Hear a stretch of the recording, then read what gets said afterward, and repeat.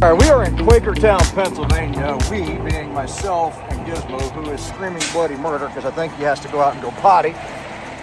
We just delivered a load of lightweight. That's that powdered rock I was telling you about. And one good thing, this place is easy. Inside, easy dump. Yep, so I'm gonna stand back and show you. This is lightweight. This rock right here, it's kind of hard to see, but turn it. The sun's blocking it, but trailer is up, trailer's empty. I just got to pull forward a little bit to let that little bit fall off the end there. And then we're gonna get a good sweep and get my handy dandy leaf blower, blow this thing out, and we're gonna button it up and get out of here. We're heading home. Well, that thing gets up there, doesn't it? So we'll try to get something for you guys here down the road, but this is today here in Quakertown. The sun is bright, but it's deceiving. It's cold. I think it's 32 degrees, but man, oh man, it's chilly. That wind has a bite. So we're gonna get this wrapped up and get going. We'll catch you guys here soon. Okay, I've told you guys that my wife is on the board of directors for a nonprofit that does exotic bird rescue. And in the background last week, somebody put out, is that a bird dying in the background? And the answer is no, it's not. We have 2 rooms in our house that are designated as bird rooms. Some of them are hers, ours, and some of them are fosters for the rescue. But give you an example. Everybody meet Floyd. This is Floyd. He is a macaw parrot. What is he, a green wing?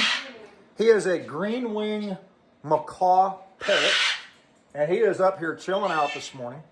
And normally he would be chatty catty, okay, saying hello and whatnot. But he's being camera shy right now. He's trying to figure out why he's on here. He's a great guy. He's a big boy too. So he's a good sized boy, but he's beautiful. So say hi, Floyd. Say hi, Floyd. What's going on, Floyd?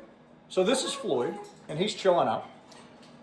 Over here we have Jenny, who is also a macaw parrot, and she is a plucked bird, meaning she has no feathers on her chest. Normally that's caused by stress and tension. That means the bird's nervous or whatever, and she was like that when we got her. But here's Jenny. Good morning. Aw, you gotta say hello? Hi, girl. How you doing? And she's saying hi this morning. So this is Jenny. Wonderful. Loves being by the front window chilling out. And Floyd really loves sitting up here and just enjoying his time on his tree. And I'd mentioned to you that she has cockatoos like the Beretta show, Moluccan cockatoos. And here's one here. This is Emma. She is a Moluccan cockatoo. Same as the Beretta bird. She is also plucked. So, that being said, what? All right, whatever, close enough. White cockatoo. Getting corrected by the bird expert. Apparently that wasn't the type of Beretta bird, but it's a white cockatoo. Close enough. So, but she also has plucked. Like that before we got her. And it is what it is, but they're just wonderful birds, plucked or not. So again, in the background, if you ever hear birds, this is why. They're not dying. They're very well cared for. And they're just enjoying life and chilling out. And she's got a spare wings for it. She's saying hello. What's up, girl? Good morning. How are you? Oh, you're on camera. Welcome to Northeast Ohio. Obviously, I'm not a Peterbilt. I'm in my Jeep and out running some errands.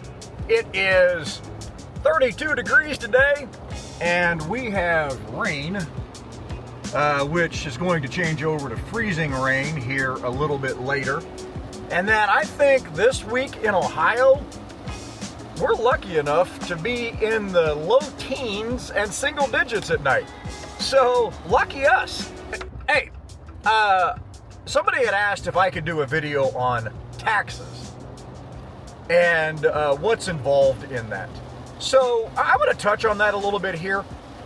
Keeping in mind, and here's my disclaimer, I'm not an accountant, I'm not a lawyer.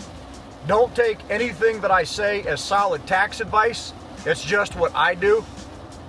Consult with your own accountant and your own lawyer for tax law, legalities, and what works best for you and your tax situation to make sure that you are legal and in compliance with the IRS and their regulations. There, that's my disclaimer. So, now that we've got that out of the way, what do I claim? Everything! And I'm not even just trying to be sarcastic. Men and women, go back to the debate between Donald Trump and Hillary Clinton. The debate back in, 2016, 2017, whatever it was, when Hillary, being very sarcastically, said, Donald Trump doesn't pay any taxes. Did you use that $916 million loss to avoid paying personal federal income taxes? Of course I do. Of course I do. And so do all of her donors, or most of her donors. I know many of her donors. Her donors took massive tax write-offs. So have a you lot not of paid my personal federal income taxes? A lot of my write-off was depreciation and other things that Hillary, as a senator, allowed. And she'll always allow it because the people that give her all this money, they want it. And he looked at her and he goes, you're right. I don't.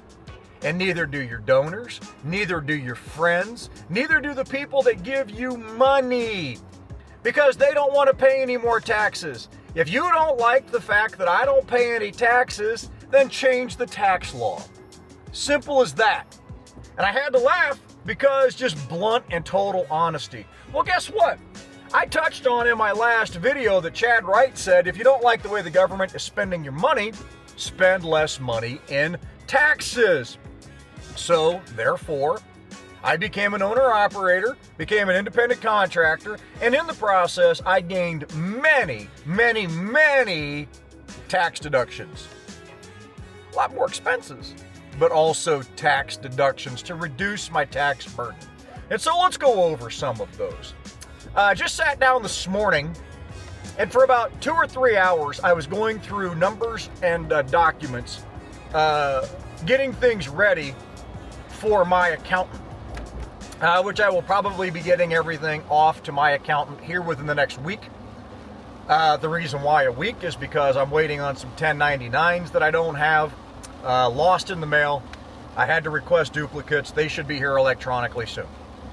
So that's got to come in first, but that's fine. But I was going through my numbers and my totals because I don't want to get surprised by a big tax burden. I generally do this around late December anyhow. There are some men that they have no clue where they're at. They send everything off to the accountant and then they get a tax bill for like $28,000 and they're in just utter shock. Well, I don't want to be that guy. I like to keep up with kind of what I forecast to be my tax liability starting late in the year. So once the beginning of the year rolls around, especially April, I'm aware of what my tax burden is going to be. Some of the things that I've claimed this year, I bought an APU, paid cash for it. That's a $16,000 deduction. I bought a new wet kit, obviously back in December. Was it December? I think it was December. That was $5,000. Right there alone, I have $21,000 in deductions. And late November, early December, I purchased extended warranties for the Peterbilt at $4,000. There's another deduction. Excuse me. I had already contacted my accountant earlier in the fall and asked about depreciations and things of that nature. And my depreciation for this tax year is $60,000. So there's a $60,000 deduction. And if you guys wonder why a lot of guys buy new trucks every 3 to 4 years, it's because of the depreciation factor. Once you lose that deduction, think about it. That is $60,000 that I have to pay in taxes because that depreciation factor is gone. So there is one of the biggest reasons, obviously that and then maintenance issues, etc. Guys just want a new truck. Why they flip trucks every 4 years or so. Some of the other things that I claim, men, women, don't forget your meals. Okay, for every full day that you're on the road, I believe it's $80. And if you're out 21 days a month on average, 22 days, well, that's 22 times 12. That's 250 some days at $80 a day. Folks, that's like 20 grand a year in meal deductions. Don't lose sight of that. look at the IRS regulation book for the exact amount. I believe it's 80 this year. So don't forget that. Some other things that you want to keep in mind: personal vehicle miles for business use. Those add up tremendously, and I think they're like 68 cents a mile if memory serves. But go look at the book to make sure of the amount. But I gave you an example on these tax miles. If you're going to Walmart, or your wife is going to Walmart, and you're going to get grocery items, okay, well, that's fine. But let's say that along the way she's buying for you, or you're buying for you, air fresheners or paper towels or glass cleaner or some kind of cleaner or oil for the truck, the big truck. Maintain that receipt on it. Write down the mileage to and from the store. It might be 15 miles one way. Well, you're able to claim that round trip. So that is 30 miles of deductible miles that you used for business use to go purchase paper towels and glass cleaner for your truck. Again, consult with your accountant to make sure that for your particular situation you can claim that. But there you go as an example of a mileage claim for a tax deduction. At the end of the year, you would be amazed at how many of those miles add up. Don't forget about your charitable deductions, gifts to the church, to charities, things of that nature, as well as clothing donations up to $500. You're allowed to claim those types of things. Charity miles, if you're going somewhere to work at a soup kitchen, that's only 12 cents a mile, but those add up. My wife and I have, we have a boatload of charity miles. He is very involved in an exotic bird rescue, which is a 501(c), and we're talking thousands of miles a year that we're able to claim. Even though it's only 12 cents a mile, it adds up. I'm very cautious of using a home office expense because that is something that the IRS keys on. If you use a home office, that space has to be exclusive to business use. And if the IRS ever comes in and check, they're going to get you on a tax violation. So I just don't even claim a home office, but you can. But just be aware of that. Get with your accountant. Make sure you understand the law for that in the regulation. Same with meals. Be careful. Business meals. Let's say you're going out to dinner with your family and you're trying to claim it as a business expense. I'm not talking about meals on the road. Be careful. And something else you want to be careful of with your tax deductions are whole numbers, even numbers. The algorithm for the IRS keys on that because it's not likely that you're going to have that, and that computer algorithm knows this. Let me give you an example. If you go down your tax 1040 or your Schedule C or whatever it is, and for business maintenance, truck maintenance, you have $5,000. For miles, you have 4,000 miles. For unrelated business expenses, you have $3,000. Okay, those are whole numbers. 3,500. Okay, 3,000, 4,000, even 4,000. They're going to key on that. Make sure you're putting the actual amount in, because then it looks like more legitimate record keeping, which you folks should be doing. For example, okay, instead of 4,000 business miles, how about 4,322? For business truck expenses, instead of $5,000, how about 5,319? See where I'm going with this? So be very careful about using even numbers, okay? Try to make it as accurate as it can be to the dollar, and the algorithm won't flag it as heavily, so be very cautious of that. Don't forget, for clothing items, if it's a clothing item that is regular everyday use, it's not a deduction. Okay, like you go buy a all-weather jacket and you say, well, I bought this for business. Yeah, but the IRS could say, yeah, well, you know what, but you can use that in every day, and it's a common everyday item. Be careful with that. However, if you're buying a pair of safety boots that are required for Oakley, that's a deduction. If you buy a hard hat that's required for Oakley, it's not that you see in Walmart every day people walking around with hard hats. So you can claim a hard hat. What about a safety reflective coat, an ANSI 2 bright yellow reflective jacket? That is a specific to business use item in most cases. You can claim that. But blue jeans, t-shirts, things of that nature, underwear, socks, not so much, guys. Okay, be careful with that. Cell phones, if it is exclusive to business use, then you can claim all of that as a business expense. If it's something you use for personal use, well, you have to deduct part of that out and claim that as a portioned expense. Now, for me, I have my cell phone, but I also have an iPad in the truck that I use exclusively for the truck. That iPad is 100% a deduction. It stays in the truck all the time. It's a segregated line, and it is there for mapping, information, and things of that nature. So that is 100% business use. I claim all of that. So be aware of those types of things. Medical expenses. Just the best thing I could say is get with your accountant, run down a list of items of things that they're looking for, things that you might have questions about, and when in doubt, ask. If you think it might be deductible, call your accountant and say, hey, can I deduct this? I have a record of this, and they'll tell you yes or no. They're probably going to ask you, what'd you use it for? Have an answer ready if it's for business use. So those are some of the things that I do, and I'll tell you this year, men and women, my tax burden is, or my tax liability is next to nothing. If I want to go buy a house, I'm screwed because they want your tax returns to go off your adjusted gross income. So if I want to get a mortgage, I'm going to have a hard time.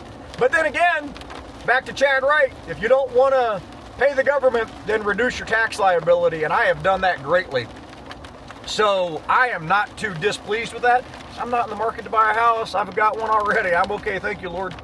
That being said, my tax bill this year will probably be zero or close to zero. Next year, not so much. Next year, I'm going to have a distinct tax liability, but certainly not what I was paying as a company employee. Okay, I told you that in a previous video, I had $38,000 in deductions my last year as a company driver, and I don't ever want that again. Now, taxes were probably $25,000 to $28,000 of that. Never again. Not if I can help it. So, that's that. But today's Bible verse is John chapter 14, verses 1 through 6. And I'd mentioned in my last video that the soup kitchen won't get you to heaven. Only Jesus is the path to heaven. And I said, Jesus told his disciples, I am the way, the truth, and the life. No one comes to the Father but through me.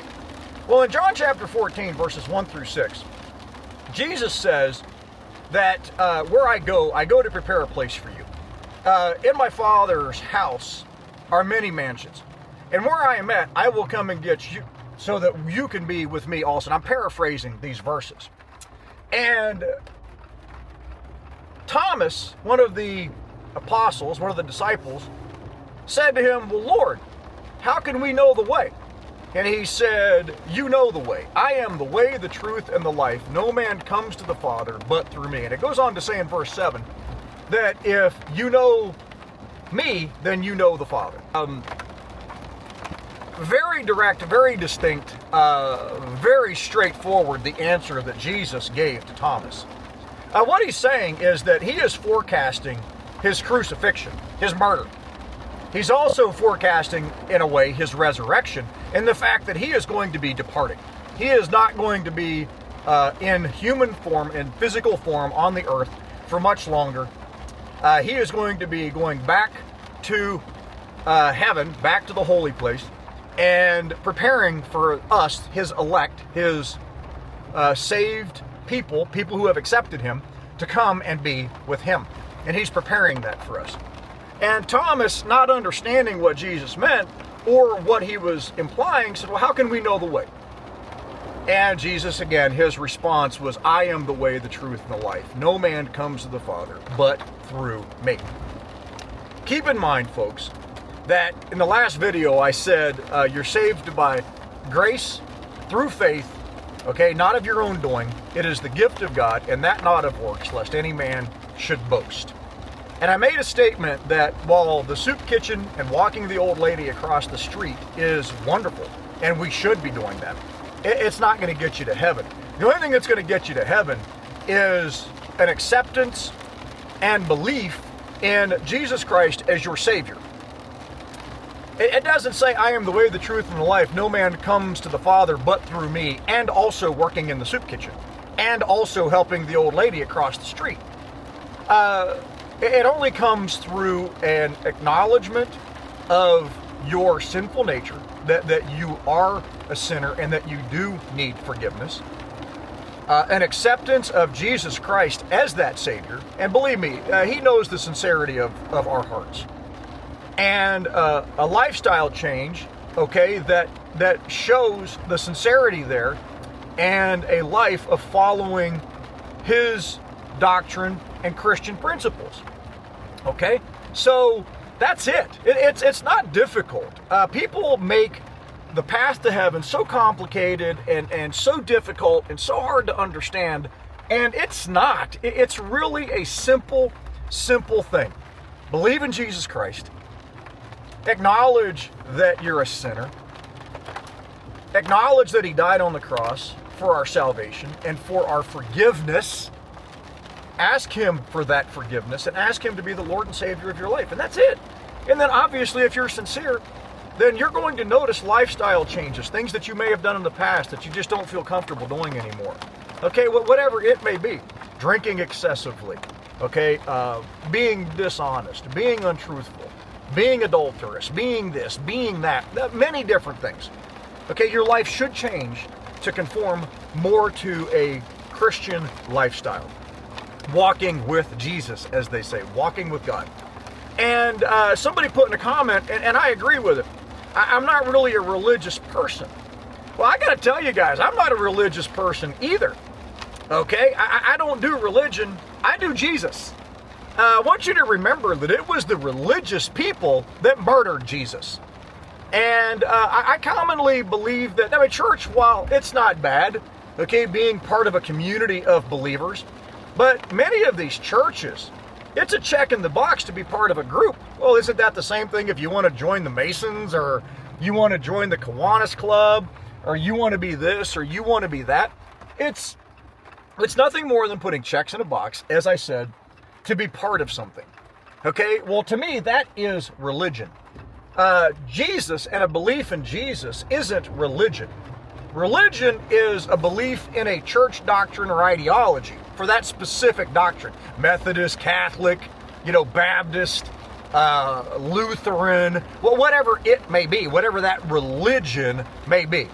So, keep that in mind, okay? It doesn't say, I am the way, the truth, and the life. No man comes to the Father but through me. And whether or not you do 40 hours a week of community service if you're a Jehovah's Witness. And I hope you folks stay away from the Jehovah's Witnesses. That's just my opinion, okay? I'm not going to get into all that. There's plenty of videos out there that go and talk about some of the different doctrines and where they differ from the true and living Bible and Jesus Christ. So just remember, Jesus Christ, the way, the truth, and the life. No man comes to the Father but through Him. If you guys are interested in Bruce Oakley, hit me up, jimmysroadlyfe, LYFE, @gmail.com. If you have any questions about salvation and about Jesus and about those things that I talk about there, email me for that also. jimmysroadlyfe, LYFE, @gmail.com. You know what? That is more important than anything on this earth. Where you're going to spend eternity is far greater than making a couple of dollars at Bruce Oakley or saving a couple of dollars on taxes. Okay, because when we die and we instantly stand before our Maker to give an account of our life, He's not going to say to me, Jimmy, hey, how much did you save in 2024 by deducting that APU? Did you save a lot of money in taxes? Did you deduct the right amount? He's not going to ask that. What God is going to ask me about, and to use the word judge me on, because there will be a judgment, is going to be, what did you do for me? What did you do to further my kingdom? What did you do to live a life that honored me and exemplified Christian doctrine? My son, Jesus. Jesus is going to say, I died for you. Okay? Were you ashamed of me? Why were you ashamed of me? Why this? Why that? So, believe me, the end of these videos are far more important now than the beginning ever is, or the middle. So if you have questions about Jesus and about salvation and about what He did for you on the cross, don't hesitate to email me and ask. Okay? Hope you guys are having the best day of your life. I'm gonna jump off here on this rainy 32-degree day, get these errands done. I will be back out on the road Wednesday morning. Today is Sunday. We will catch y'all down the road. God bless you. Peace out. Bye-bye.